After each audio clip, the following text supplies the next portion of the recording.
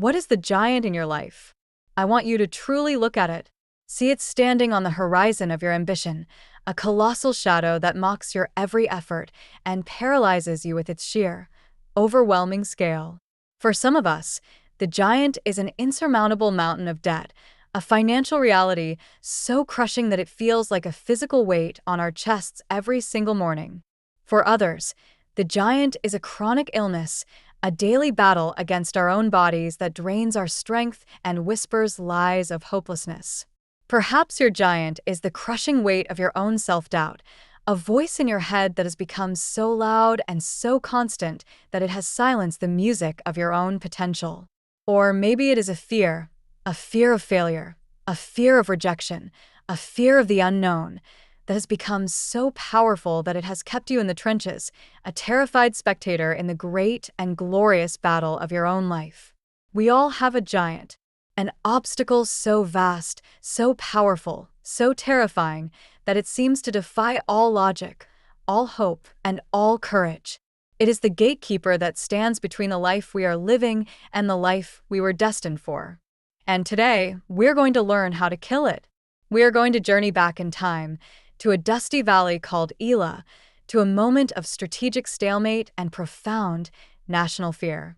And in this ancient story, we will discover not a fairy tale about a lucky shepherd boy, but a timeless and powerful blueprint, a divine combat manual for how the seemingly weak can conquer the seemingly strong. This is the story of David and Goliath, the ultimate and eternal archetype of the underdog victory, and it is a story that has the power to fundamentally re-engineer your understanding of strength, of weakness, and of the incredible power that is unleashed when human faith collides with a divine purpose. To understand the miracle of the victory, we must first immerse ourselves in the chilling reality of the threat. The scene is set in the Valley of Elah. On one hillside, the armies of Israel, the chosen people of God, are gathered. But they are not a confident, conquering force. They are a nation paralyzed, their spirit broken, their courage evaporated. On the opposite hillside are the armies of the Philistines, the sworn enemies of Israel, a technologically superior and battle-hardened people. They are confident, they are proud, and they have a secret weapon. And between these two armies, in the Valley of Decision, walks the giant. His name is Goliath of Gath. And he is not just a man, he is a monster, a walking siege engine of bronze and iron. The scripture paints a terrifyingly detailed picture of him. He stood over 9 feet tall, a scale of humanity that is almost impossible for us to comprehend. He was a walking fortress. His helmet was bronze. His coat of mail was bronze and weighed over 125 pounds.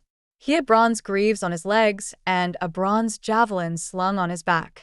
The shaft of his spear was like a weaver's rod, and its iron point alone weighed more than 15 pounds. And before him walked his shield-bearer, carrying a great shield. This was not a soldier. This was a symbol.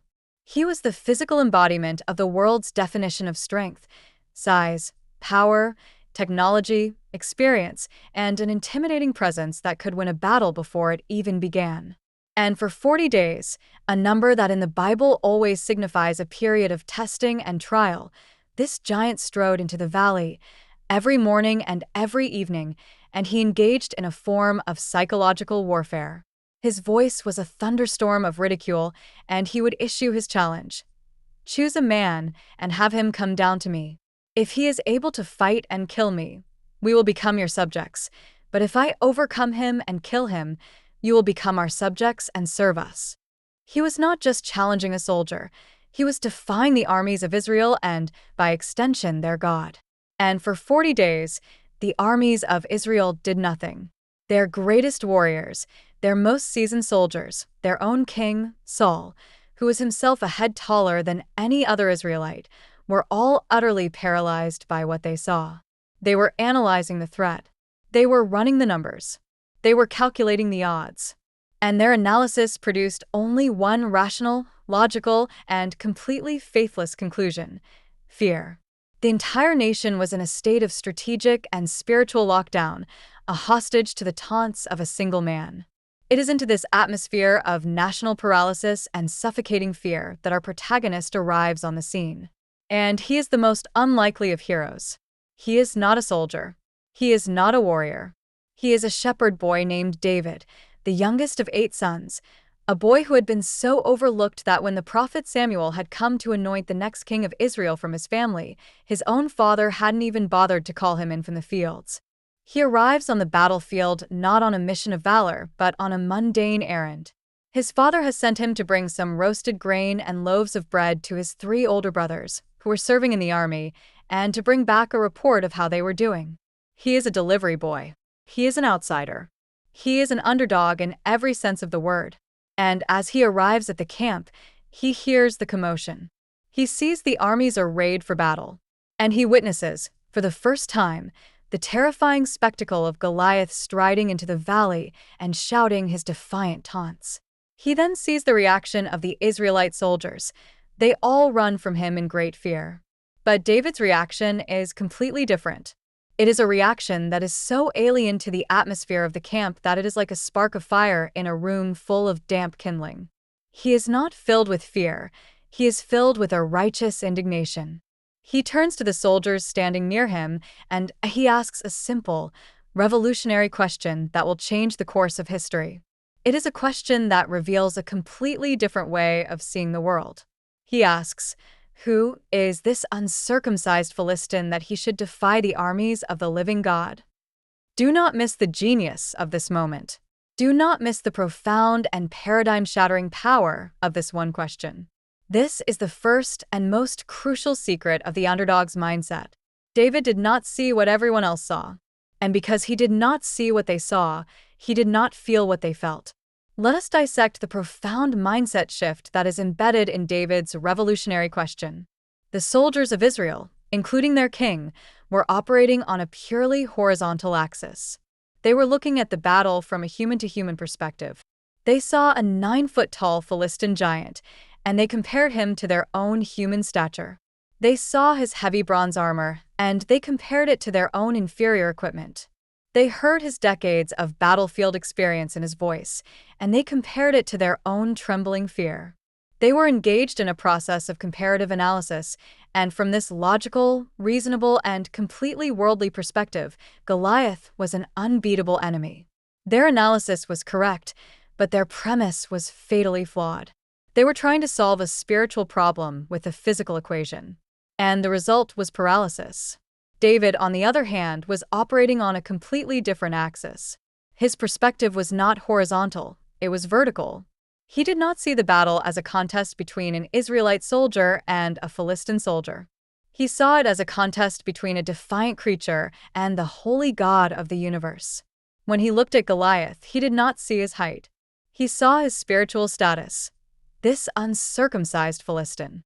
He was identifying him as someone who was outside the covenant people of God. And when he looked at the armies of Israel, he did not see a terrified and outnumbered military force. He saw the armies of the living God. He was looking at the situation not through the lens of human weakness, but through the lens of divine identity. He had, in a single moment, completely reframed the battle. The question was no longer, "Are we big enough to fight him?" The question had become, "Is our God big enough to fight him?" And to that question, there was only one possible answer. This is the first and most powerful principle of the underdog's victory. You must change the way you see the battle. You must lift your perspective from the dusty ground of your circumstances to the infinite expanse of God's power and purpose. The giant in your life, the overwhelming problem that is paralyzing you with fear, must be reframed. Your problem is not a financial crisis that is bigger than your bank account. It is an opportunity to see the God who owns the cattle on 1,000 hills provide for you in a miraculous way. Your problem is not a chronic illness that is stronger than your body. It is a platform upon which the healing and sustaining power of God can be made perfect in your weakness. Your fear is not a weakness that disqualifies you. It is a compass, pointing you to the exact area where God wants you to grow in your faith. You must, with deliberate and courageous effort, stop looking at the size of your giant and start looking at the size of your God. You must stop defining your situation by the enemy's threats and start defining it by God's promises.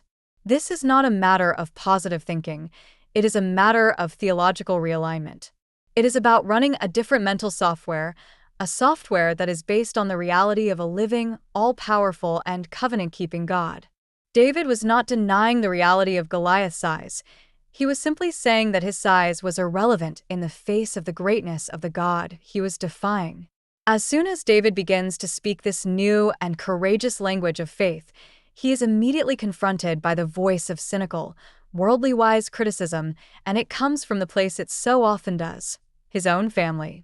His eldest brother, Eliab, who had been on the front lines, soaking in the atmosphere of fear for 40 days, overhears him, and he burns with anger. He sees his youngest brother's faith not as an inspiration, but as an arrogant and naive provocation. He says to David, "Why have you come down here? And with whom did you leave those few sheep in the wilderness? I know how conceited you are and how wicked your heart is. You came down only to watch the battle." This is a classic and a powerful form of attack. Eliab cannot attack the truth of what David is saying, so he attacks David's motives. He accuses him of being conceited, of being a glory hound, of being an irresponsible kid who has abandoned his duties to come and be a spectator at a war. This is the voice of the established, fearful, and compromised status quo. It is the voice that is deeply uncomfortable with a faith that is radical, that is unconventional, and that challenges its own comfortable paralysis. The world, and even our own families, will often try to psychoanalyze our faith, to reduce our God-given courage to a psychological flaw, like pride or a desire for attention. They will try to pull us back down into the horizontal, human-level drama, because the vertical, God-centered perspective is a profound and uncomfortable rebuke to their own lack of faith. David's response to this personal attack is a masterclass in staying focused on the mission. He does not get defensive. He does not get into a protracted argument with his brother about his own character. He does not allow himself to be sidetracked by the family drama. He simply replies, with a touch of exasperation, "What have I done now? Can't I even speak?"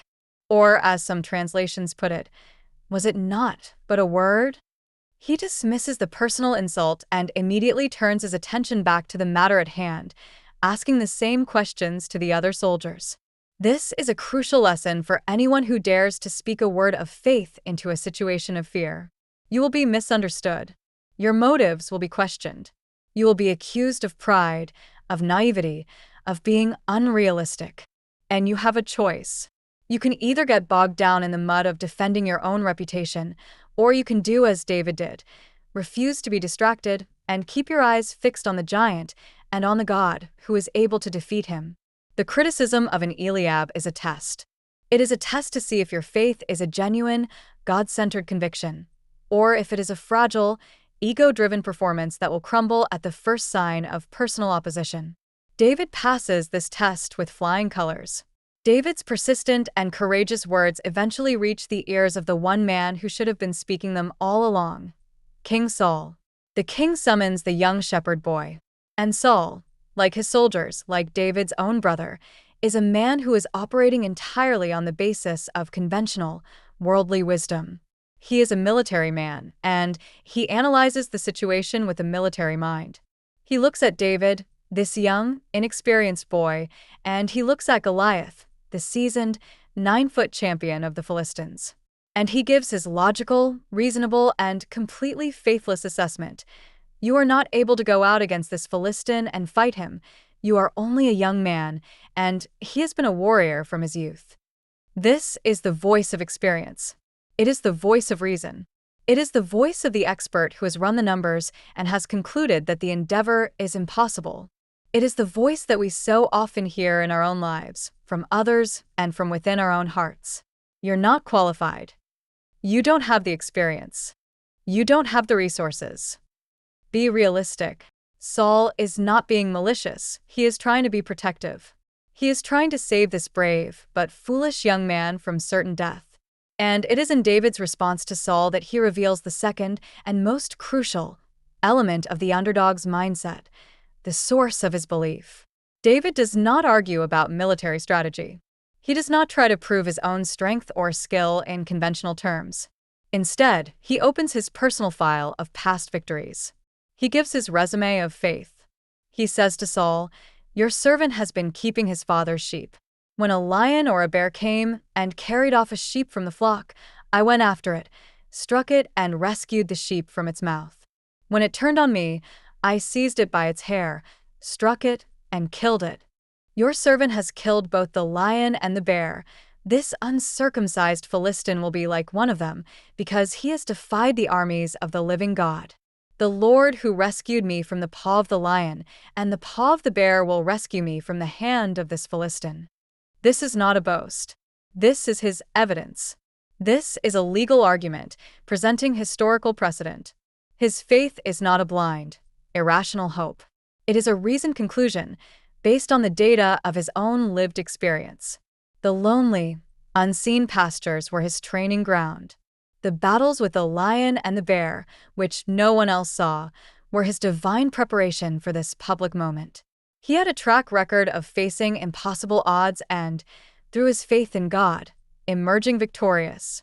He is applying the lessons of his past to the challenges of his present. This is the second great principle of killing your giant. You must remember your past victories. You must build your own personal hall of fame, a mental fortress of the times when God has been faithful to you, the times when you have overcome a lion or a bear in your own life. What is the impossible challenge you have already overcome? What is the desperate prayer that was answered? What is the moment of miraculous provision you have experienced? You must remember it. You must write it down. You must preach it to your own soul. Your past is not a source of your limitation. It is the evidence of your resilience, and it is the fuel for your future faith. David's confidence was not in himself. It was in the God who had already demonstrated his power to rescue him. Saul is moved, or perhaps simply has no other options, and he gives his reluctant blessing.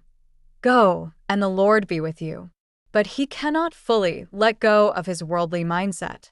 He tries to equip David with the tools of a conventional warrior. He dresses him in his own royal tunic. He puts a coat of armor on him and a bronze helmet on his head. This is the best equipment the world has to offer. It is the king's own armor. This represents the world's methods, the world's strategies, the world's credentials. It is the MBA you are told you need to succeed in business. It is the political connections you are told you need to have influence. It is the approval of the established system. It is Saul's armor. And David, in a moment of profound wisdom and authenticity, rejects it. He fastens on the sword and tries walking around, but he is not used to them. He says to Saul, "I cannot go in these, because I am not used to them." And he takes them off. This is the third, and perhaps the most courageous, law of the underdog. You must reject the world's armor. You must stop trying to win God's battles using the world's weapons. You must stop trying to be a second-rate version of someone else, and instead be a first-rate version of yourself. The world will always try to put its armor on you. It will tell you that you need to look a certain way, talk a certain way, have a certain set of qualifications in order to be successful. But Saul's armor is heavy, it is unfamiliar, and it does not fit. It will only weigh you down and make you ineffective. Your true power lies not in adopting someone else's strengths, but in mastering your own authentic, God-given tools. And so, David walks into the valley of death. He does not carry a king's sword, an instrument of war he has never been trained to use. He carries a shepherd's staff, a symbol of his humble identity. And he takes up his sling, the simple, unglamorous tool of his own authentic experience. This was not a child's toy. The sling was a deadly weapon in the hands of an expert, a weapon that could hurl a stone at over 100 miles per hour with pinpoint accuracy. It was a weapon he had practiced with for thousands of hours in the solitude of the fields, protecting his sheep from predators. It was an extension of himself. And he chooses 5 smooth stones from the stream and puts them in his shepherd's bag. He is not unprepared. He is prepared in his own way. He is not a soldier trying to be a shepherd or a shepherd trying to be a soldier. He is simply David, a shepherd who trusts in his God. And in that authenticity, he is more powerful than the entire, heavily armored army of Israel. The stage is now set for the final confrontation. David, the young shepherd boy, walks into the valley, armed with a staff, a sling, and an unshakable faith. As he approaches, Goliath looks at him with utter contempt. The Philistine champion is insulted. He was expecting to fight Israel's greatest warrior, and they have sent him a boy. The scripture says he disdained him because he was only a young man, glowing with health and handsome. He is not a threat. He is a joke. And Goliath begins the final psychological assault, the war of words. He bellows, "Am I a dog, that you come at me with sticks?" And he cursed David by his gods. This is a crucial moment. This is a spiritual battle. Goliath is invoking the power of the Philistine pantheon, of Dagon, of Baal, of Ashtoreth, against David and his God. He is declaring that this is a contest between the gods, and his gods are greater. This is the voice of the giant in our lives. It does not just challenge our strength, it challenges our faith. It mocks our God. It curses our hope. It tries to intimidate us into a spiritual surrender before the first stone is ever thrown. But David is not intimidated. His faith is not shaken. And he responds not with a boast in his own strength, but with a final, glorious, and prophetic declaration of victory. He shouts back, his young voice ringing with the clarity of absolute, unshakable belief. "You come against me with sword and spear and javelin, but I come against you in the name of the Lord Almighty, the God of the armies of Israel, whom you have defied." He has, once and for all, defined the true nature of the battle. This is not David versus Goliath. This is the Lord Almighty versus a blaspheming giant. David has made himself small, and in doing so, he has made his God infinitely large. He then goes on to prophesy the exact outcome of the battle, not as a hope, but as a certainty. "This day the Lord will deliver you into my hands, and I'll strike you down and cut off your head, and the whole world will know that there is a God in Israel.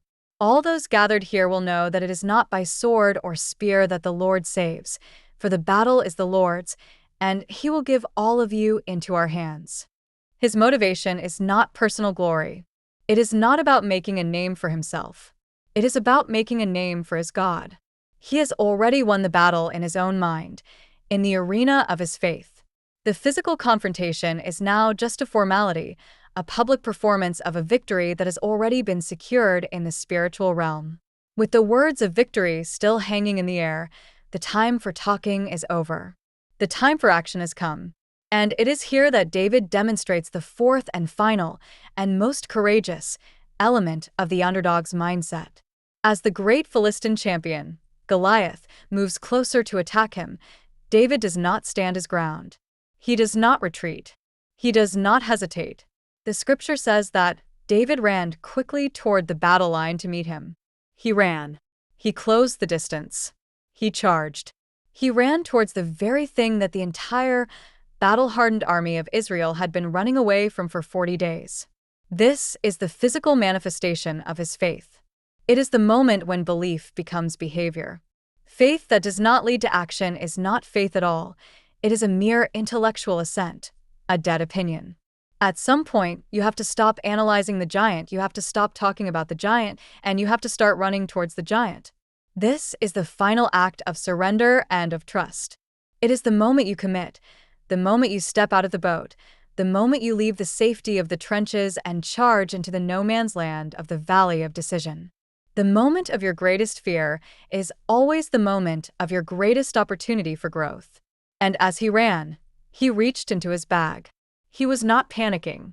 He was acting with a fluid and practiced skill. He took out a single, small, smooth stone, and he slung it. Let us pause and analyze the anatomy of this victorious moment. It was a combination of three essential elements. First, there was the simple, seemingly insignificant weapon, the small, smooth stone. It is a picture of God's power to use the humble, the small, the overlooked things of this world to accomplish his great purposes. Second, there was the authentic and practiced skill of the shepherd. David had spent thousands of hours in the lonely fields, honing his craft, stewarding the gift he had been given. His victory was not a magical accident. It was the result of a long and disciplined preparation meeting a divine opportunity. Faith is not a substitute for preparation. It is the fuel for it. Third, There was the unwavering faith of a giant killer. It was this faith that guided the stone, that gave it a supernatural accuracy and a divine power. The stone flew, true and straight, and it struck the Philistine on his forehead, the one small, vulnerable spot in his massive armor of pride. And the great giant, the symbol of impossible, terrifying, worldly power, the man who had paralyzed a nation with fear, crumpled and fell face down on the ground. The battle was over in a single, faith-filled moment. The fall of the giant is a moment of stunning, almost silent finality. But the story is not quite over. The victory must be secured. David does not pause to celebrate. He runs and stands over the fallen Philistine. He has no sword of his own. So he pulls Goliath's own massive sword from its sheath. And with the enemy's own weapon, he kills him and cuts off his head. This is a powerful and recurring symbol in the biblical narrative. God often uses the enemy's own strength, their own weapons, their own strategies, to bring about their own downfall. Haman, in the book of Esther, is hanged on the very gallows he had built for Mordecai. The power of the Roman cross, the ultimate instrument of imperial terror, is transformed into the very symbol of God's saving love. Here, Goliath's sword, the symbol of his martial prowess, becomes the instrument of his final and humiliating end. The moment the Philistine army sees their champion fall, the spell of their invincibility is broken. Their courage shatters, and they turn and flee in absolute terror. And the army of Israel, which had been cowering in fear just moments before, now sees the impossible happen. Their own fear is broken, and a great, unified roar of victory erupts from them, and they charge, pursuing their enemies and winning a great and decisive victory for the nation. This is a powerful lesson in the nature of leadership and inspiration. A single act of courageous faith can break the paralysis of an entire community. It can awaken the sleeping courage in the hearts of thousands.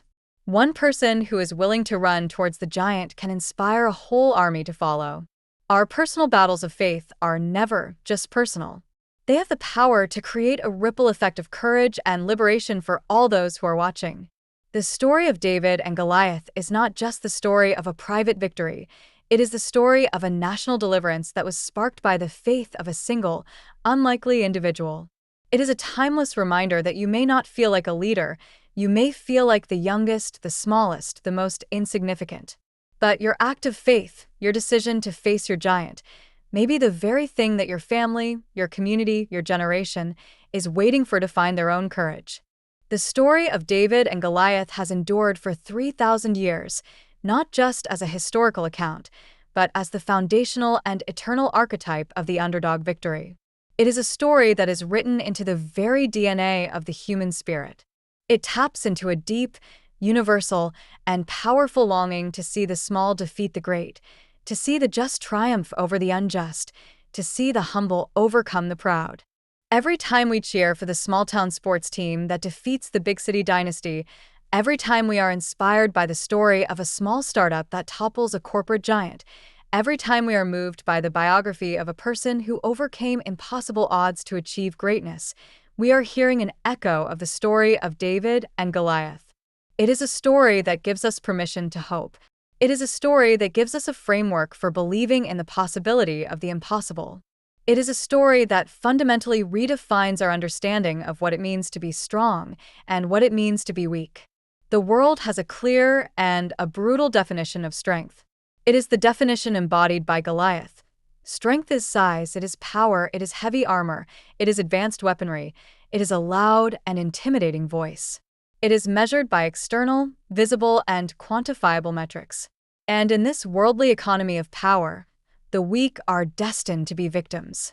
But the story of David and Goliath presents a radical and a revolutionary alternative. It declares that there is another kind of power, a power that is not measured by the world's metrics. It is the power embodied by David, the power of faith, the power of humility, the power of authenticity, the power of courage, the power that comes from a radical dependence on a God who is infinitely greater than any giant.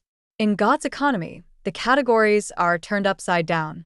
The Apostle Paul would later articulate this profound spiritual principle, a principle that is the very heart of the gospel.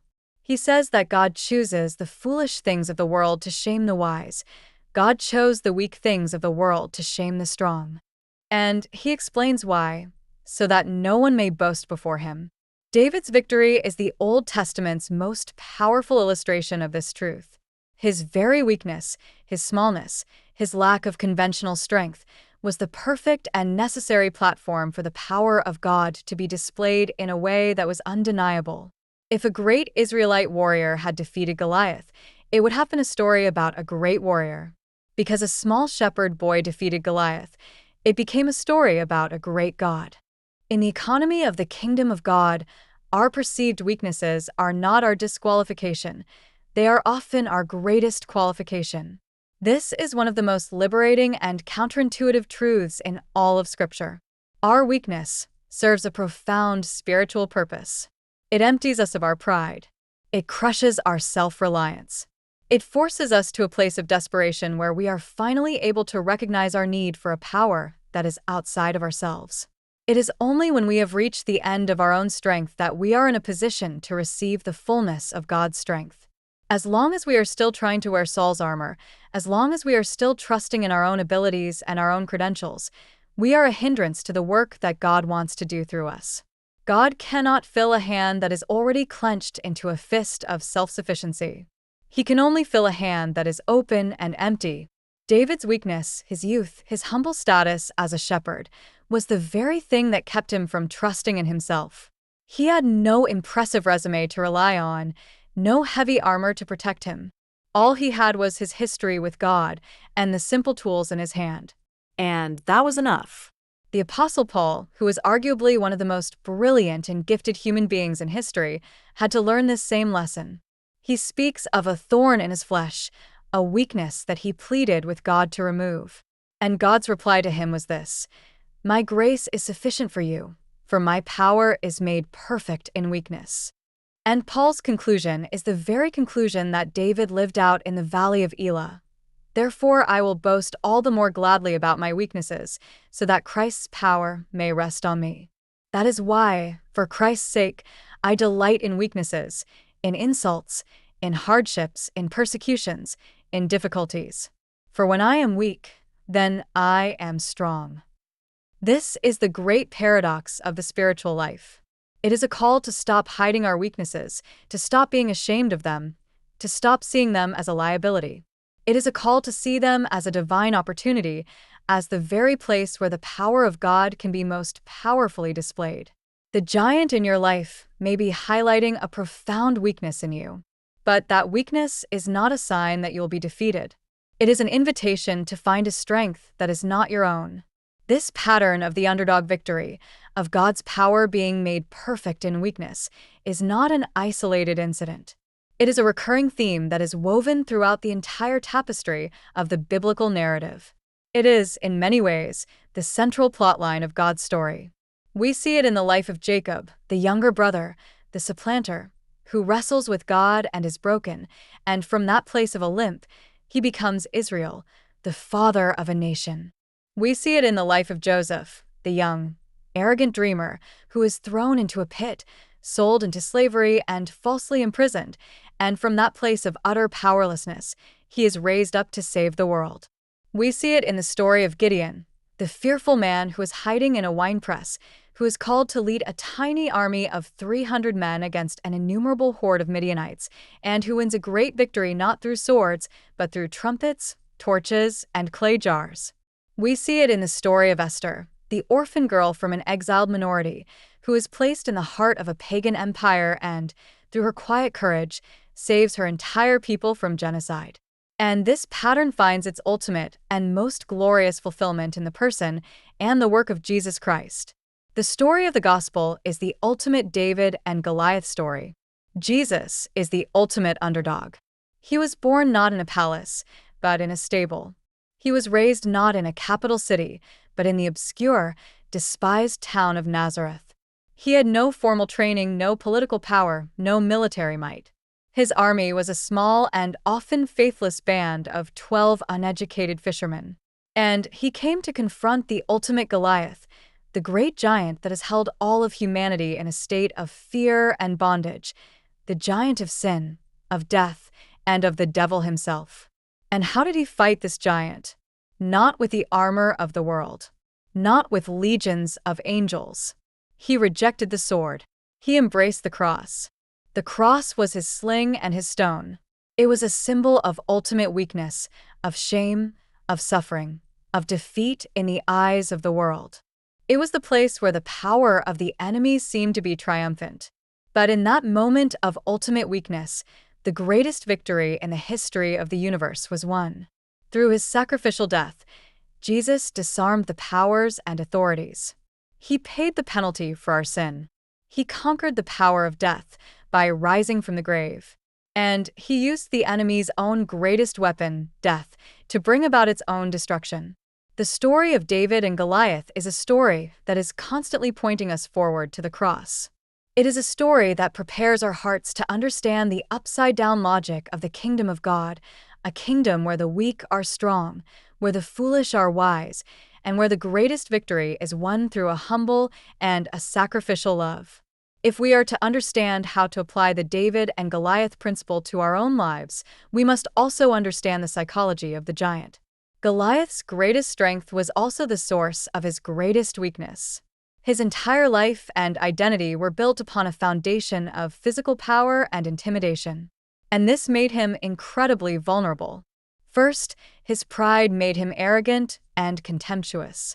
He looked at David and he disdained him. He saw a boy, not a threat. His pride created a massive blind spot. He was so convinced of his own superiority that he was incapable of seeing the situation from any other perspective. He underestimated his opponent, and in doing so, he made a fatal error. This is a timeless lesson. Pride always goes before a fall. The giants in our own lives, whether they be oppressive systems or arrogant individuals, often have this same vulnerability. Their very pride makes them predictable and blind to unconventional threats. Second, Goliath was over-equipped for the battle he was about to fight. His heavy armor, which made him look so invincible, also made him slow and cumbersome. His massive spear and sword were designed for close quarters, conventional combat. He was a battleship, prepared for a naval engagement, but he was being confronted by a nimble fighter jet. He was completely unprepared for an agile, long-range attack. His very strengths had locked him into a single, predictable strategy, and he was unable to adapt to a new and unexpected form of warfare. This is another profound principle. The things that make the giants in our lives look so strong are often the very things that make them rigid and vulnerable. A large corporation can be slow to innovate. An entrenched political system can be out of touch with the grassroots. A deeply ingrained habit of sin can be so predictable in its patterns that it can be outmaneuvered. The third vulnerability of Goliath was his reliance on fear. His primary weapon was not his spear, it was intimidation. For 40 days, he had won the battle without ever throwing a punch, simply by paralyzing his enemies with fear. But when a challenger appeared who was not afraid of him, who did not play by his rules, his greatest weapon was rendered useless. David's faith-filled, fearless response short-circuited Goliath's entire strategy. The giant was a bully, and like all bullies, when someone finally stood up to him without fear, he was exposed as a hollow shell of his own reputation. This is a powerful truth for us as we face our own giants.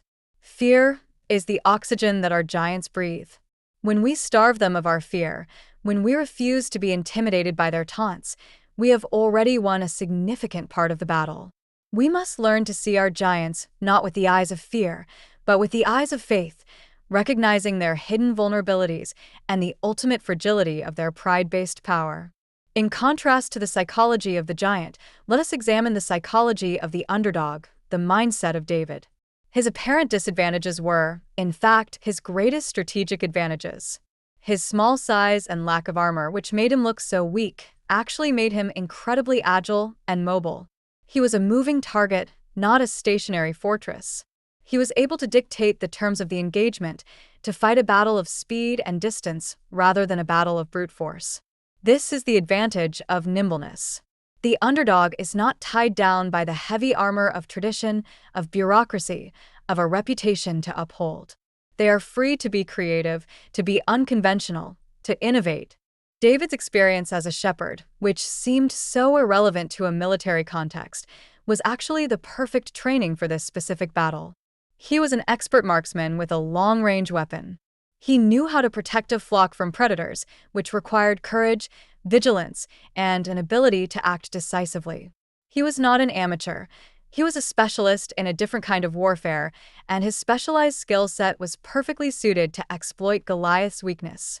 This teaches us not to despise our own unique experiences and backgrounds.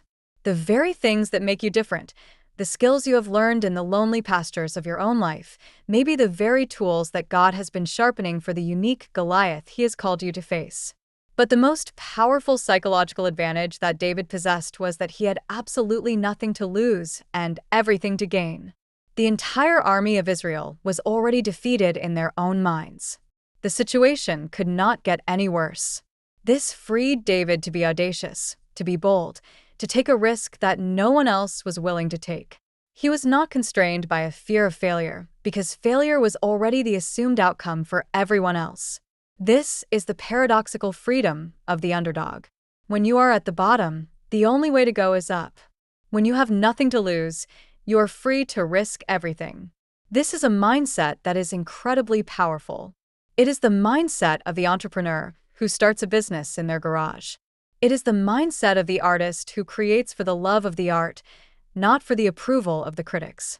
It is the mindset of the believer who steps out in faith, knowing that their ultimate security is not in the outcome of the battle, but in the character of their God. The story of David is an invitation for us to embrace our own underdog status, to see our disadvantages not as liabilities, but as potential advantages. It is a call to leverage our nimbleness, to master our unique and authentic skills, and to act with a bold and courageous freedom, knowing that we have nothing to lose and a world-changing victory to gain.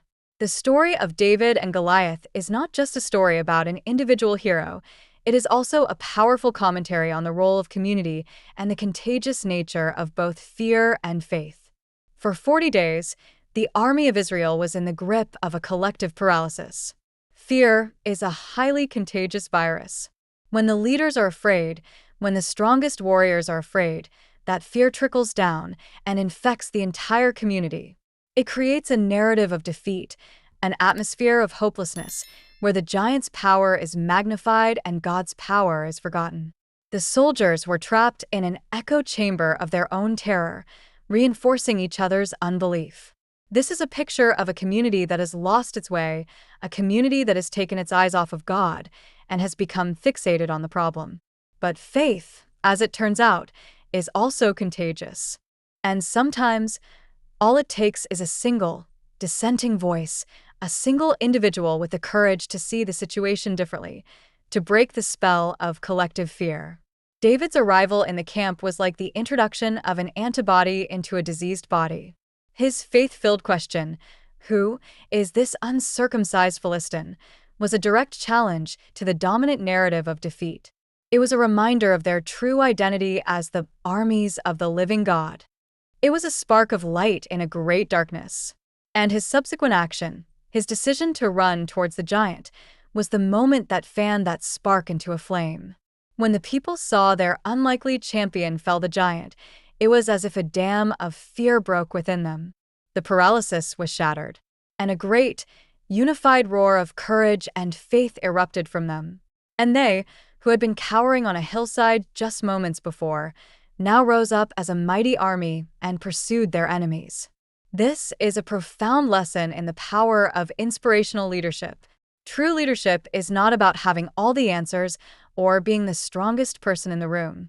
It is about having a clarity of vision and a courage of conviction that can inspire others to see a different possibility. It is about being the one who is willing to take the first step, to run towards a giant, and in doing so, to give everyone else permission to be brave. Our personal battles of faith, therefore, are never just personal. We are all part of a larger community. And our choices, whether we choose to live in fear or to walk in faith, have a ripple effect on everyone around us. Your decision to face your own personal Goliath, whether it be in your family, your workplace, or your own heart, maybe the very act of courage that inspires your community to rise up and claim their own victory. We are all, in our own way, called to be a David for our generation, a voice of faith in a world of fear, a catalyst for a courage that can turn a cowering crowd into a conquering army. The story of David and Goliath is a timeless blueprint, a divine archetype, but it is not just a story to be admired. It is a story to be lived. It is a practical, actionable guide for confronting and defeating the giants in our own lives. So, let us bring this home. Let us identify the giant that is standing on the horizon of our own lives, the obstacle that is mocking our destiny and paralyzing us with fear. Look at it. Acknowledge its size. Acknowledge its terrifying voice. But do not stop there. The blueprint of David gives us 4 clear and powerful steps to take. The first step is to reframe the battle. Stop looking at your giant through the lens of your own weakness and start looking at it through the lens of God's infinite strength. Define the problem not by its size, but by its spiritual significance. See it for what it is, a defiance of the living God. This is a battle of perspective, and it is the most important battle you will fight. The second step is to remember your past victories. Open your own personal hall of fame. Remind yourself of the lions and bears that God has already delivered you from. Rehearse His faithfulness in your life.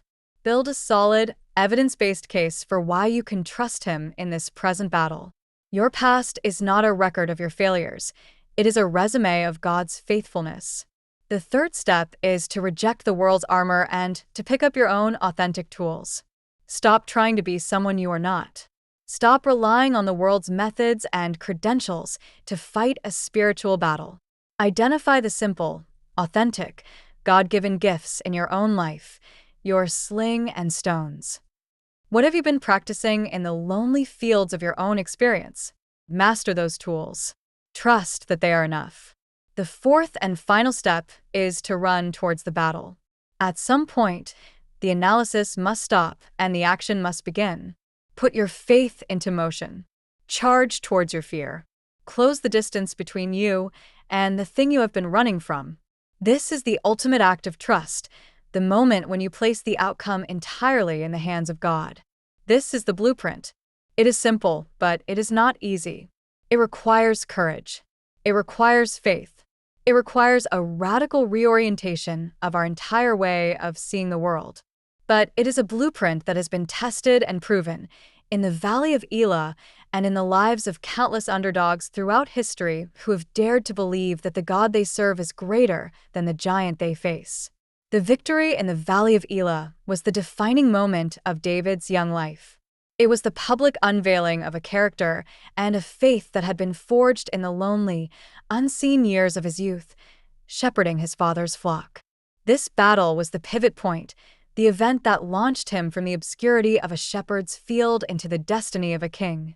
It set him on a path that would eventually lead him to the throne of Israel, to become the greatest king in the nation's history, a man after God's own heart, and the ancestor of the ultimate king, the Messiah.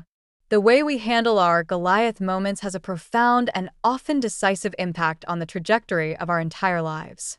These are the moments that reveal our true character. They are the moments that test the foundations of our faith. And they are the moments that can open doors to a future that we could never have imagined. A single act of courage, a single step of faith, can change everything. But the legacy of the story is not just about the rise of a king. Its ultimate legacy is in the timeless and universal truth it reveals about the nature of God. It is a story that declares, in the most unforgettable terms, that our God is a God who does not see as man sees.